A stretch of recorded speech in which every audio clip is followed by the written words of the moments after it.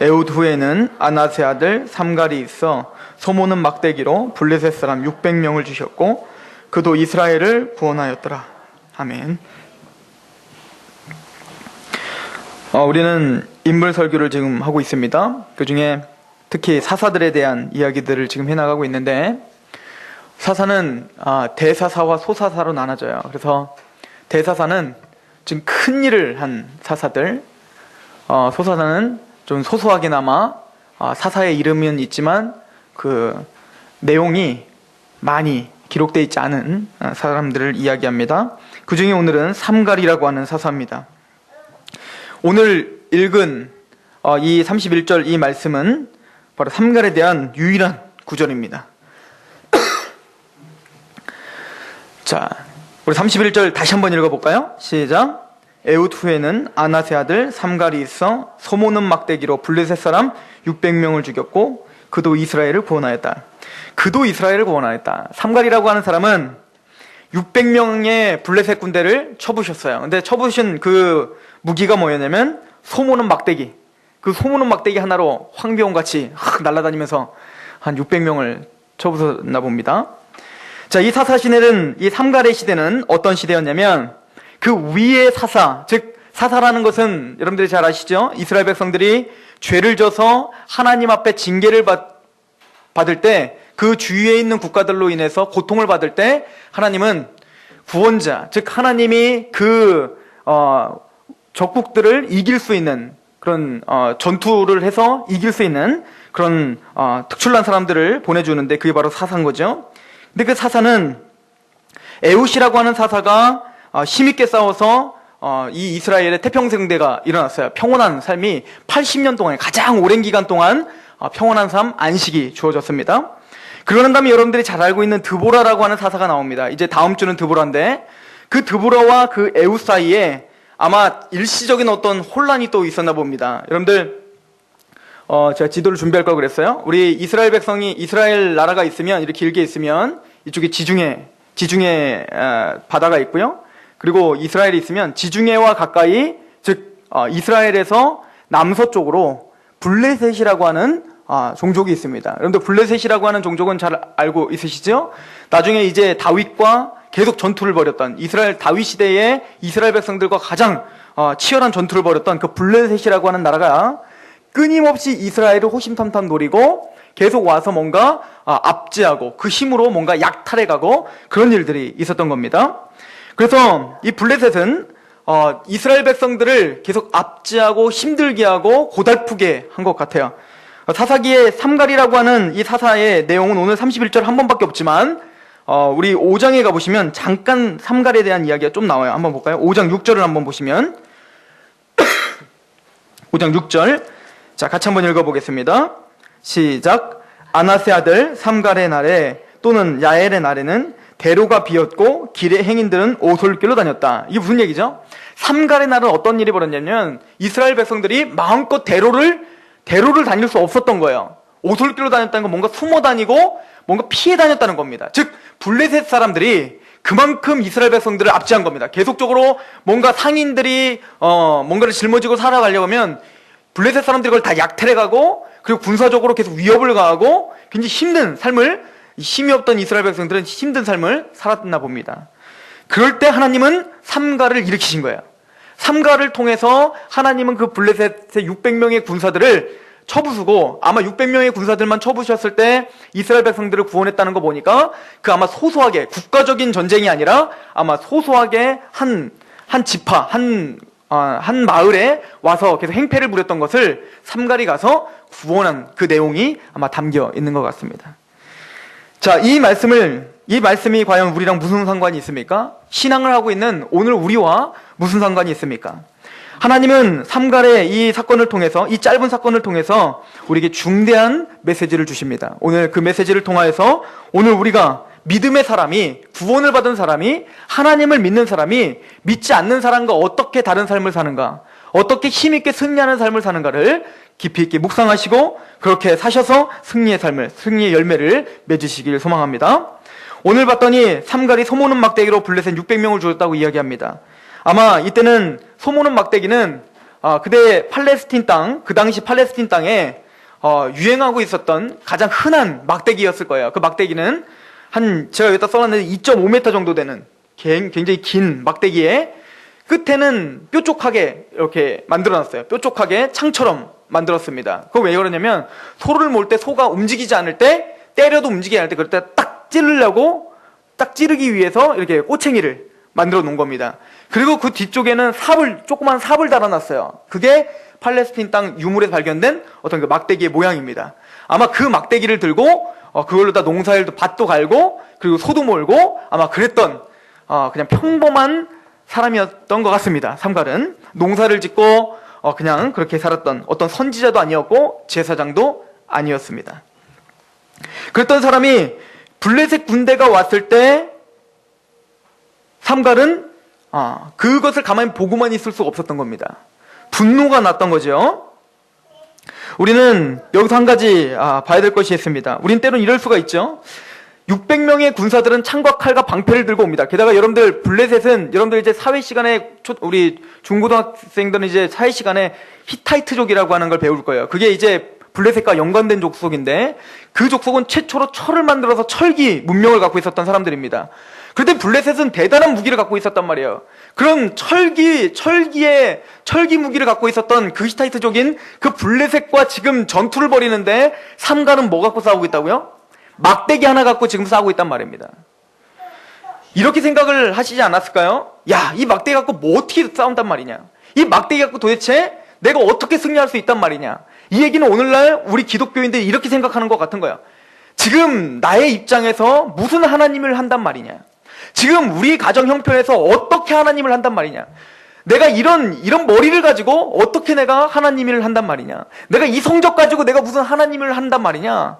내가 이러한 이 모양 이 꼴로 가지고 하나님을 한단 말이냐? 라고 하는 그 어떤 형편이든지 내 손에 들고 있는 것이 막대기든지 아니면 내 손에 들고 있는 것이 형편없는 성적표랄지 아니면 내 손에 들고 있는 것이 형편없는 지혜랄지 아니면 내 손에 들고 있는 게 형편없는 외모랄지 그게 어떤 것이든 내가 뭔가 하나님의 일을 하는 데 있어서 이거는 걸림돌이 된다라고 하는 이것 갖고는 할 수 없다라고 하는 그런 핸디캡들이 우리에겐 있을 것입니다. 삼갈은 그런 게 없었을까요? 생각해보십시오. 여러분들이 한번 삼갈이 됐다고 생각해보세요. 아무리 싸움을 잘한다고 해도 지금 총칼을 들고 오는 군인들 앞에 비비탄 총 하나 들고 가서 싸울 수 있겠냔 말이에요. 우리 부엌칼 하나 들고 가서 싸울 수 있겠냔 말이에요. 지금 거의 이런 수준의 싸움을 하고자 하는 겁니다. 그런데 삼갈에 우리가 배울 점은 삼갈은 두려워하지 않았다는 겁니다. 삼갈은 자신의 그 무기를 우습게 여기지 않았다는 얘기예요. 상대적으로는 세상이 우리보다 더 커 보입니다. 권력 잡은 사람들이 우리보다 더 커 보일 수 있습니다. 돈이 많은 사람들이 우리보다 더 커 보일 수 있습니다. 공부를 잘하는 사람들이 우리보다 더 커 보일 수 있고 좋은 대학, 좋은 직장, 또 재벌들이 우리보다 더 커 보일 수는 있습니다. 그러나 하나님이 우리에게 맡겨주신 막대기가 있습니다. 삼갈은 그 막대기를 원망하지 않았다는 얘기예요. 우리는 이런 얘기를 많이 듣습니다.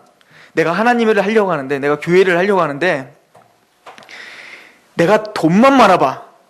그럼 내가 하나님을 얼마나 잘할 줄 알아? 내가 박사학위만 따봐. 그럼 나는 이렇게 안 해. 하나님 앞에 이렇게 헌신하지 않아. 나는 박사학위만 있으면 아마 그 풍요로운 시간과 그 풍요로운 물질로 하나님의 일을 엄청나게 할 거야 라고 착각하는 경우가 너무 많습니다. 그러나 하나님은 그게 믿음의 고백이 아니라고 말합니다. 믿음의 고백은 내가 지금 어떤 상황에 있든 내 손에 지금 뭐가 쥐어져 있든 그걸 원망하지 않는 거예요. 그리고 그걸 믿고 600명이든 1000명이든 10,000명이든 그 앞에 당당한 것이 믿음이라고 우리에게 이야기를 합니다. 삼갈은 바로 그런 사람이었습니다. 2.5m 되는 그 막대기 하나를 들고 그 많은 군대들 앞에 서서 당당하게 싸우려고 했던 사람. 그게 우리 상록교회 성도가 될 줄로 믿습니다. 우리 교회는 조그만 교회지만, 우리 교회는 작은 교회지만 하나님이 이 교회를 사용하실 것입니다. 이런 내가 갖고 있는 그 막대기 하나가 내 초라한 회사일 수 있고, 내 초라한 가정 환경일 수 있고, 내 초라한 지금 당장의 나의 모습일 수는 있지만 그것을 감사히 여기고 그것 가운데서 그걸 활용하고자 작정한다면 하나님은 그것을 통해서 반드시 놀라운 일을 하시게 될 줄로 믿습니다. 이것이 성경이 우리에게 누누이 알려주는 세상과 다른 승리의 비결입니다. 삼갈은 자신의 상황을 원망하고 떨고만 있지 않았다는 것을 명심하시기 바랍니다.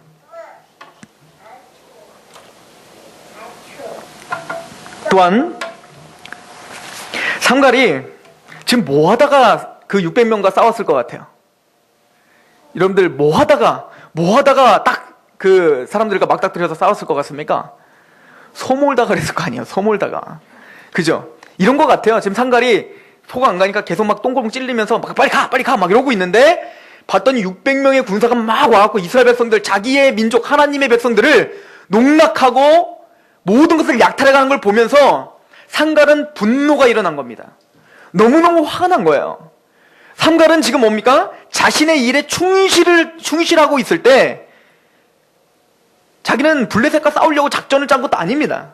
그냥 소를 몰고 있고 하나님이 나에게 맡겨주신 그 일이구나라고 생각하고 그 일에 최선을 다하고 있을 때 이스라엘 자기 백성들을 농락하고 있는 블레셋을 보고 마음에 화가 치밀어 오른 겁니다.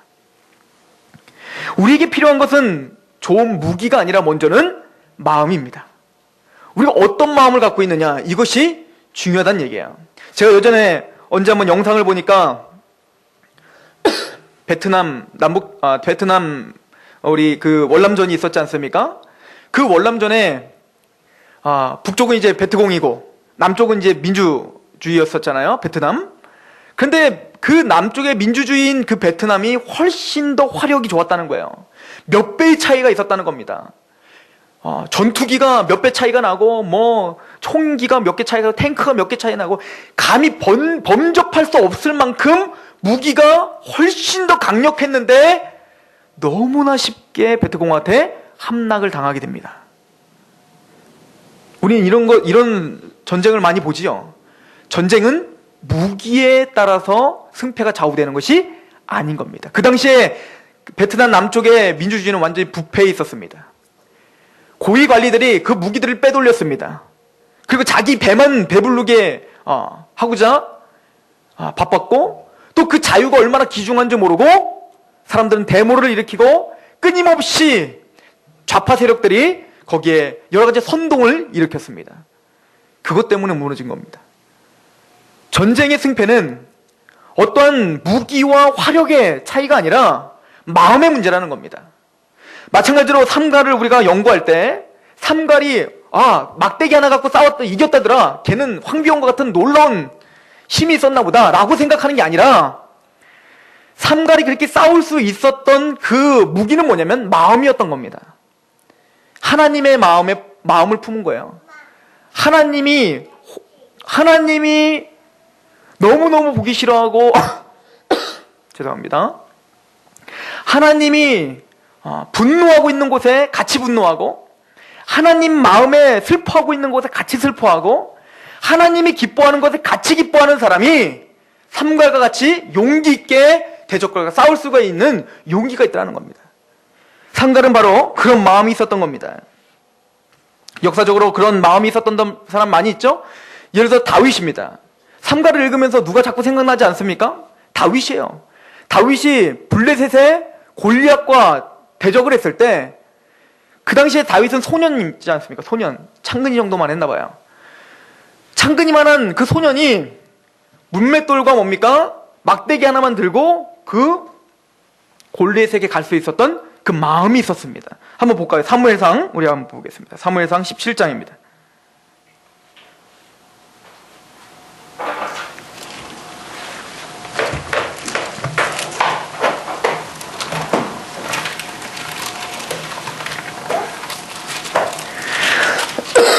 (17장) 우리 25절부터 보면 다윗에 대해서 이렇게 이야기를 합니다. 25절부터 같이 읽습니다. 시작. 이스라엘 사람들이 이르되 너희가 이 올라온 사람을 보았느냐? 참으로 이스라엘을 모욕하러 왔도다. 그를 죽이는 사람은 왕이 많은 재물로 부하게 하고 그의 딸을 그에게 주고 그 아버지의 집을 이스라엘 중에서 세금을 면제하게 하리라.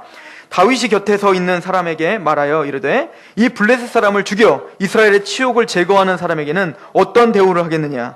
이 할례받지 않은 블레셋 사람이 누구기에 살아계시는 하나님의 군대를 모욕하겠느냐? 백성이 전과 같이 말하여 이르되 그를 죽이는 사람에게는 이러이러하게 하시리라 하니라. 다윗은 지금 이 블레셋의 이 용사인 이 골리앗을 넘어뜨리면 엄청난 많은 재물을 줄 것이다 라고 현혹돼서 그거 받으려고 지금 전쟁에 나가는 사람이 아닙니다. 다윗이 지금 화가 난 이유는 뭐냐면 저 골리앗이 누구기에 감히 하나님의 군대를 모욕하느냐, 이거에 분노가 생긴 거예요. 그 작은 다윗은 하나님의 그 분노에 같이 동참하고 있는 겁니다. 하나님의 분노하는 것에 같이 분노하고 하나님이 기뻐하는 것에 같이 기뻐하는 사람, 이게 바로 다윗이었던 거예요. 즉 삼갈도 바로 그랬던 사람입니다. 하나님의 백성들을 지금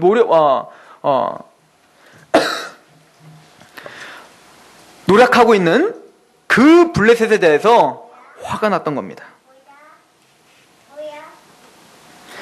선택받은 하나님의 백성을 속이는 사단들에 대한 분노가 우리에게 있습니까? 여러분들 가족 중에 믿지 않는 사람이 있습니다. 또 우리 친구들 중에 하나님을 모르는 사람들이 있습니다. 또 하나님의 진리대로, 하나님의 뜻대로 이 세상은 돌아가지 않습니다.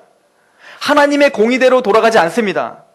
이런 것들에 대해서 땅을 치며 하나님은 분노하고 계시고 진노하고 계시다고 말합니다. 그렇다면 우리는 삼갈과 같이, 다윗과 같이 하나님을 모욕하고 하나님을 모독하고 있는 이 세상 문화에 대해서 우리는 동일하게 분노하고 있습니까? 아니면 그 세상 문화를 즐기고 있습니까? 이것이 삼갈과 우리가 다른 점일 수 있고 공통점일 수 있는 거야. 아마 삼갈과 다윗은 이 땅에 살면서 이 시대의 어떤 흐름들을 바라보면서 또 하나님을 믿지 않고 하나님을 모욕하고 있는, 하나님을 우습게 여기는, 복음을 우습게 여기는 사람들을 통해서 하나님의 사람, 이 삼갈은 분노하고 있었을 것입니다. 과연 그럼 우리는 뭐에 분노하고 있느냐는 말이야. 단순히 올해 적자가 난 게 분노가 되는 겁니까? 아니면 단순히 내 자녀가 성적이 떨어진 것 때문에 그것 때문에 내 인생에 찾아오는 어떤 그 분노 때문에 참지 못하는 겁니까? 아니, 우리는 하나님의 마음에 내가 세상에 타협하고 있는 것 때문에 분노하고 있는 겁니까? 성경은 이것을 우리에게 물어보고 있습니다. 우리는 때로는 제가 원주에서 집회를 했을 때, 예전에 청년들 집회를 했을 때 한 청년이 와서 저한테 이렇게 질문을 했어요. 제가 왕같은 제사장에 대한 성경 공부를 좀 해줬는데 저한테 이렇게 말을 합니다. 왕같은 제사장이 꼭 돼야 됩니까? 저한테 이렇게 물어봐요. 왜냐면 제가 왕같은 제사장을 설교하면서 왕같은 제사장은 복음의 제사장을 이야기하는 거고 그 그리스도의 복음을 전파하고 선전하는, 덕을 선전하는 것이 왕같은 제사장의 의무다. 즉 복음을 전해야 되고 하나님 앞에 힘있게 그렇게 사역하는 게 왕같은 제사장이다라고 이제 결론적으로 그렇게 이야기를 했어요. 그랬더니 왕같은 제사장은 되기 싫다는 거예요. 그래서 제가 왕같은 제사장은 선택의 의무가 아니라 구원을 받았다면 그냥 왕같은 제사장인 거야. 그리고 그렇게 살아야 되는 거야 라고 이야기했더니 그런 거냐 그러면서 저한테 다시 하나 질문합니다. 전사님, 저는 하나님 앞에 특별해지고 싶어요. 이렇게 질문을 하더라고요. 그게 무슨 말이야? 하나님 앞에 나는 특별해지고 싶다는 거예요. 특별한 사람이고 싶대요. 넌 이미 특별해. 넌 이미 예수님을 믿고 구원받고 교회를 나왔잖아. 수많은 사람들은 하나님을 모르고 예수님 모르는데 넌 예수님을 알고 하나님을 믿었잖아. 그러니까 넌 특별하잖아. 그랬더니 저한테 이렇게 말합니다. 아니요, 그거보다 더 특별해지고 싶어요. 그래서 제가 눈치를 채고 이렇게 말을 했습니다. 너는 그러면은 모세처럼 하나님과 막 소통하고 싶고 하나님의 사랑을 막 듬뿍 받고 싶고 다윗처럼 막 하나님이 막 다윗을 막 애지중지한 것처럼 너를 막 애지중지했으면 좋겠고 막 너에게 막 모든 것을 다 부어줬으면 좋겠고 너의 가는 일마다 하여튼 다 평탄했으면 좋겠고 그렇게 하나님 너의 모든 일거수일투족을 그냥 정말 사랑이 그냥 막 살아가도 막 숨만 쉬고 있어도 난 진짜 하나님 앞에 사랑받고 있구나. 야, 난 이렇게 행복한 존재구나. 이런 느낌이 받고 싶다는 얘기야. 그랬더니 그렇대요. 딱 그거래요. 근데 그게 오늘날 우리의 모습들이지 않습니까? 뭔가 특별해지고 싶고 하나님 앞에 내 아들과 내 자녀들은 특별하게 쓰임을 받고 싶어 하는데 정작 나는 오늘날 해야 될 것을 하지 않죠. 그 특별한 사람들이 하나님 앞에 어떻게 헌신했는지, 특별한 사람들이 하나님 앞에 어떤 고난을 당했는지에 대해서는 관심이 없죠. 이것이 우리의 오늘날 문제인 것입니다. 왕 같은 제사장으로서 내가 해야 될 의무에 대해서는 그냥 하기 싫고, 하나님이 주시는 특별한 은혜는 다 받고 싶고, 이게 우리의 이기적인 죄성이 준 신앙의 태도 중에 하나일 것입니다. 우리는 삶과 같이 멋지게 승리하는 것 이전에 먼저 하나님의 마음을 품는 것부터 닮아야 될 줄로 믿습니다. 그럴 때 여러분들이 쥐고 있는 그 막대기는 능력의 막대기가 될 것입니다. 여러분들 사도행전 17장을 한번 보시겠습니까? 사도행전 17장.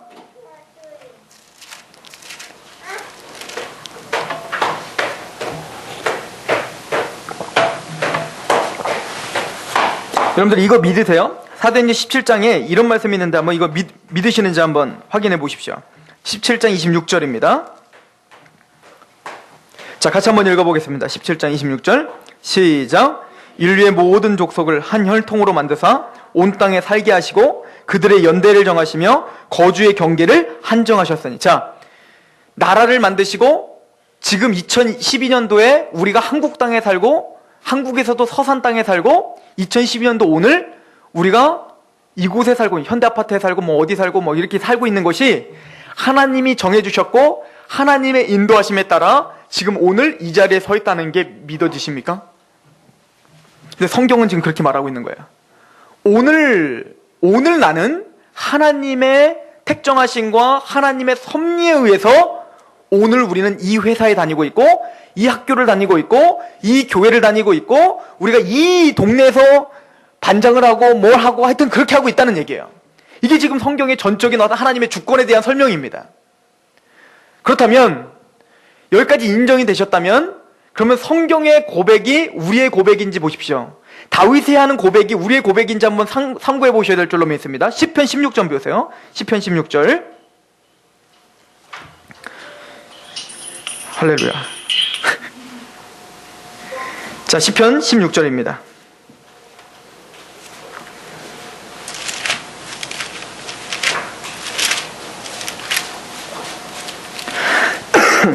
(5절부터) 보겠습니다. 시편 16편 5절부터 같이 한번 읽어보겠습니다. 5절 6절 시작. 여호와는 나의 산업과 나의 잔의 소득이시니 나의 분깃을 지키시나이다. 자, 잠시만요. 여기서 분깃이라는 게 뭐죠? 여러분들이 지금 살고 있고 여러분들이 지금 처해 있는 그 모든 환경들이 하나님이 주신 분깃입니다. 믿으십니까? 그것을 하나님이 정해주셨다고 성경에 써있고 그걸 믿으신다고 했습니다. 그렇다면 우리는 이 고백을 하고 있어야 돼요. 6절 시작. 내게 줄로 재어준 구역은 아름다운 곳에 있으며 나의 기업이 실로. 이 감사가 있으신지요? 상록교회가 2012년도 이 모양 이 모습이 하나님이 주신 아름다운 우리의 기업이다 라고 하는 기쁨이 먼저 있으셔야 된다는 얘기입니다. 물론 우리 가정에는 여러 가지 문제가 있을 수 있어요. 자녀들과의 갈등이 있을 수 있고 부모와의 갈등이 있을 수 있고 부부 간의 갈등이 있을 수 있고 여러 가지 또 학교에서 여러 가지 문제가 있을 수 있지만 하나님께서 그것을 허락해 주셨다라고 하는 확신이 있고 참 아름답습니다. 하나님 너무나 감사합니다. 하나님 너무나 고맙습니다. 하나님 내가 이 분기 때문에 기쁩니다라고 하는 고백이 우리에게 있느냐라고 하는 물음입니다. 다윗은 지금 평강할 때 이 얘기하고 있는 것이 아닙니다. 광야에서 쫓김을 당할 때 자기에게 아무것도 없이 쫓김을 당하고 대적들은 자기를 죽이려고 할 때 하나님이 허락하신 이 유업은 아름답습니다 라고 고백한 겁니다. 저는 이런 마음 가운데 나에게 처해 있는 그 상황을 기뻐하고 감사하고 아름답다라고 고백할 수 있는 것들을 좀 찾아내서 하나님께 의지적으로 좀 고백하고, 여러분들 그거 아시죠? 내가 입으로 말하는 것이 마음이 따라간다는 거 아시죠? 여러분들 예전에 저도 누군가를 이렇게 좋아해보면, 지금도 좋아하지만 우리가 누군가를 좋아한다고 한번 생각해 보세요. 뭐 연애한다고 생각해 보세요. 처음에 연애할 때 저 사람한테 좋아한다고 말할까 말까 그러다가 나 너 좋아해 라고 말을 하면 그때부터 더 좋아져요. 내가 말을 해버리면 이제부터 그 마음이 급속도로 그 말을 따라가게 돼 있다고요. 어떤 게 그냥 마음으로는 저거 마음에 안 드는데 라고 했는데 친구들 앞에서 만약에 저 진짜 마음에 안 들어 그러면 진짜 막 마음에 그거 쳐다도 보기 싫고 그렇게 사람들은 되다. 그게 말의 능력이거든요. 그래서 우리가 먼저 어떻게 해야 되냐면 말을 먼저 하셔야 되는 겁니다. 의지적으로 하나님이 주신 그 분깃을 보면서 아름다운 것을 찾으셔야 돼요. 그 고마우셔야 되는 거예요. 제가 예를 들어서 이렇게 한번 생각해 봅시다. 우리 공급내 집사님이 지금 또 여러 가지 기도 제목이 있는 거 아시죠? 답답한 상황이 있지 않습니까? 근데 공급내 집사님이 저한테 이렇게 얘기해요. 그래도 여기까지 온 것도 기적이에요. 감사해요. 이해가십니까? 충분히 우리는 거기서 감사거리 하나님이 행하신 일들을 기뻐할 수 있습니다. 그럴 때 하나님은 그 마음을 들어 쓰십니다. 그리고는 그 막대기를 600명을 모르는 능력의 막대로 변화시켜 주십니다. 이것이 성경의 원리라고 쓰여져 있습니다.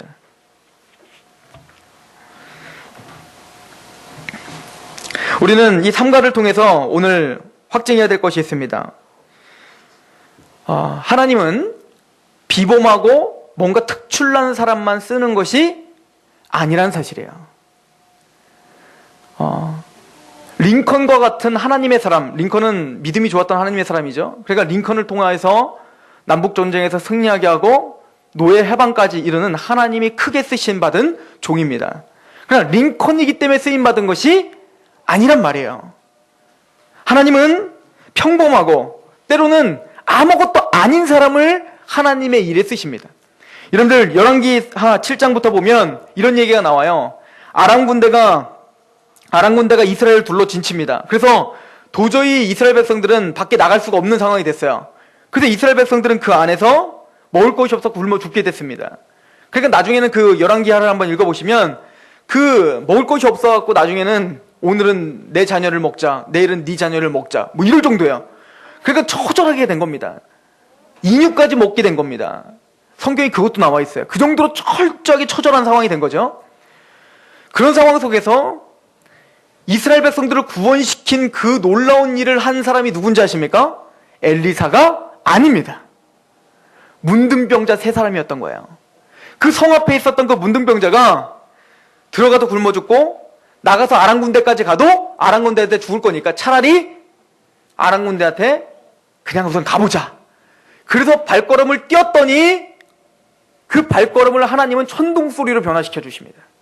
그리고는 그 아람 군대를 쫓아내 주시라는 거예요. 즉 문둥병자와 같은 그런 나병 자들을 쓰시는 하나님, 이해가십니까? 삼갈과 같은 사람을 쓰시는 거예요. 바로 평범한 바로 저와 여러분들을 쓰시는 하나님인 줄 믿으시기 바랍니다. 이걸 믿는 사람과 믿지 않는 사람이 있을 뿐이지 똑똑한 사람과 그렇지 않은 사람이 있는 것이 아니에요.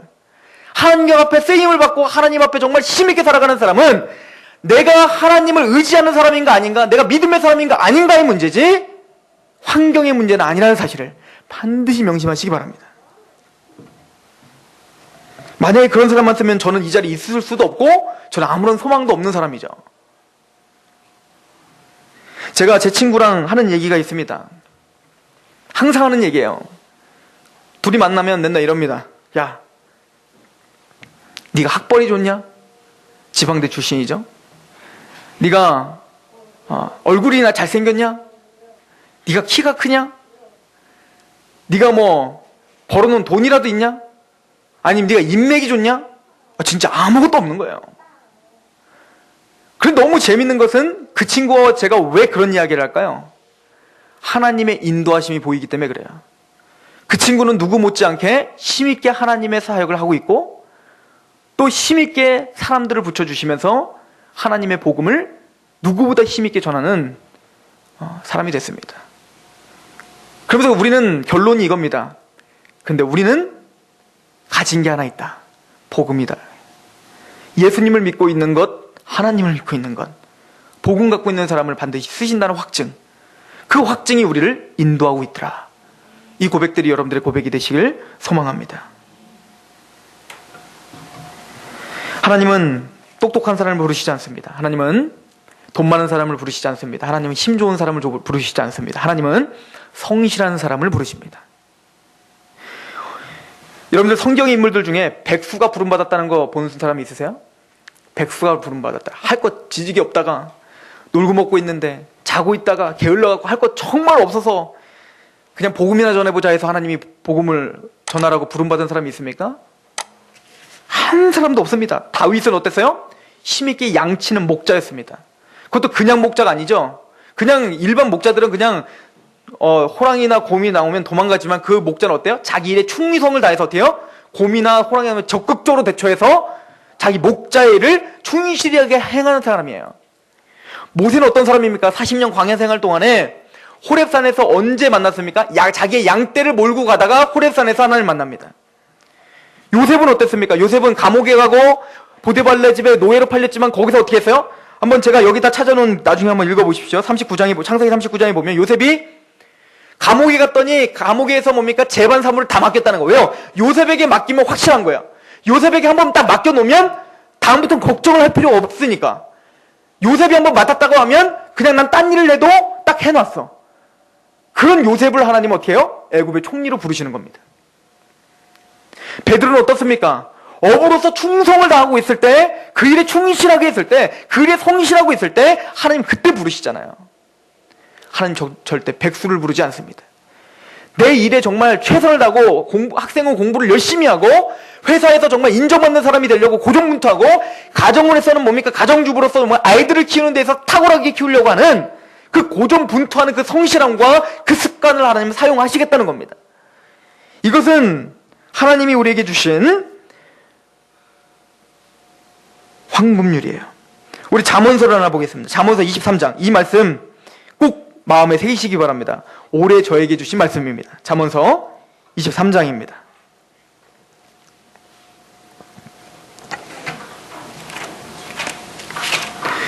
잠언서 23장 29절입니다.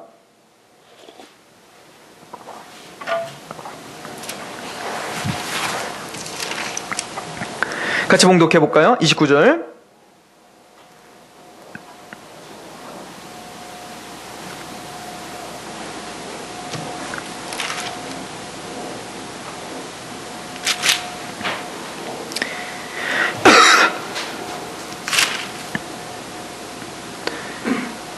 죄송합니다. 22절입니다. 22절, 29절.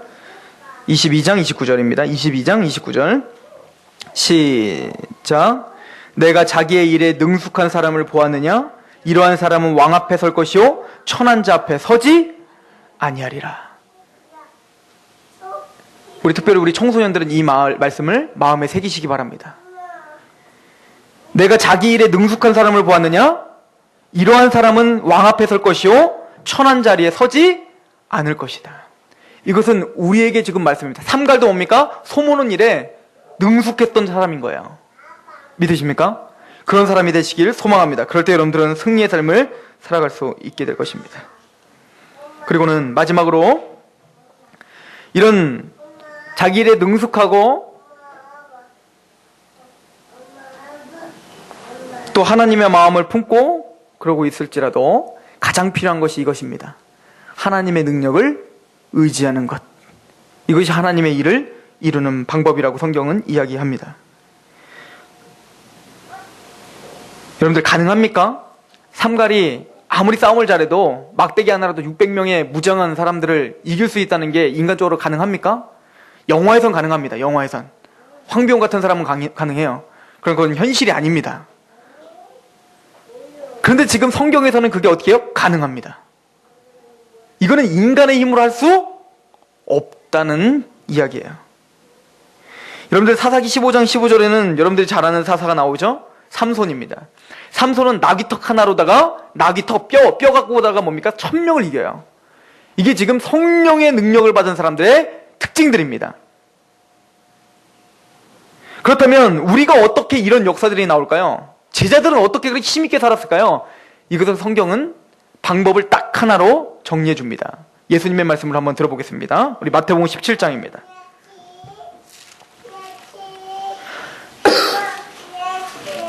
마태복음 17장 우리 14절부터 보겠습니다. 17장 14절.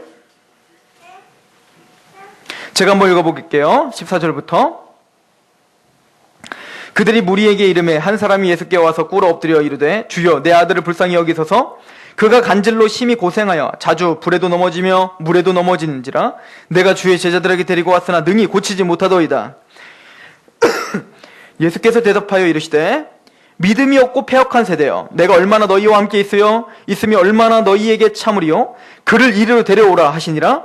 이에 예수께서 꾸짖으시니 귀신이 나가고 아이가 그때부터 나으니라. 이때 제자들이 조용히 예수께 나와 이르되 우리는 어찌하여 쫓아내지 못합니까? 왜 우리는 이런 능력이 나타나지 않습니까? 이 말은 왜 우리는 삼갈처럼 이런 능력의 삶을 살지 못합니까? 왜 우리는 그런 능력의 믿음의 삶을 살지 못합니까? 왜 우리는 가정에서, 학교에서, 직장에서, 교회에서 왜 이런 능력들이 나를 통해서 나타나지 않은 겁니까? 왜 우리는 계속적으로 나만 힘든 겁니까? 예수님의 대답은 동일합니다. 같이 한번 읽어봅니다. 20절 시작. 이르되 너희 믿음이 작은 까닭이니라.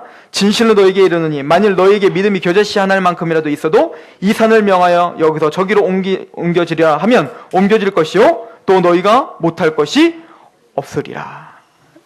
이렇게 이야기를 합니다. 이 말을 누가복음은 이렇게 이야기를 합니다. 누가복음에 보면, 누가복음 9장에 보면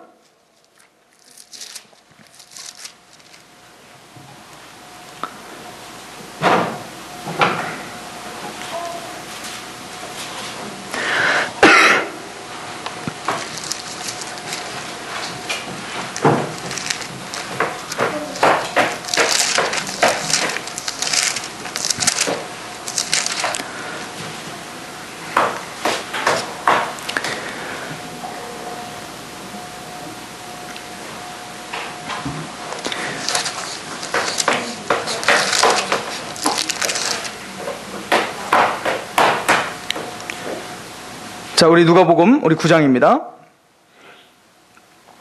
9장 61절부터 보도록 하겠습니다. 또 다른 사람이 이르되 주여 내가 주를 따르겠나이다 마는 나로 먼저 내 가족을 작별하게 허락하소서. 예수께서 이르시되 손에 쟁기를 잡고 뒤를 돌아보는 자는 하나님의 나라에 합당하지 아니하니라 하시니라. 즉 우리는 하나님의 나라를 위해서 믿음을 갖고 있을 때 이런 능력이 나타난다라고 이야기합니다. 그리고는 뭡니까? 뒤를 돌아보지 않는 것, 하나님의 나라를 바라보는 것, 그 믿음, 그것이 있을 때 이런 능력이 나타난다라고 이야기합니다. 또 여러분들 잘 아시죠? 예수님께서 이런 비슷한 일이 또 한 번 있으셨어요. 변화산상에 올라가셨다가 내려오셨는데 제자들이 병든 자를 쫓아내지 못하는 겁니다. 그때 제자들이 또 똑같이 물어봤어요. 예수님에게. 왜 당신에게 나타나고 우리에게 나타나지 않습니까? 라고 할 때 예수님이 대답은 뭐였습니까? 기도 외에는 이런 유가 나갈 수 없다 이거예요. 철저하게 하나님을 의지하지 않고서는 이런 능력이 나갈 수 없다입니다. 오늘 삼가를 통해서 한 절만 봤습니다. 한 절이지요? 그 한 구절이 여러 가지를 우리에게 말해주고 있습니다. 즉 하나님의 능력을 의지하고 여러분들 문제를 놓고 기도하시기 바랍니다. 여러분들 하나님의 능력을 의지하고 하나님 앞에 기도의 자리로 나오시기 바랍니다. 이것이 없이는 능력이 나타날 수 없습니다. 하나님 평범한 우리들을 사용하실 것입니다. 그걸 믿으심으로 우리 가정과 우리 교회를 위해서 또 나 자신을 위해서 하나님 앞에 능력 많으신 하나님 앞에 기도로 나오시길 소망합니다. 기도하겠습니다.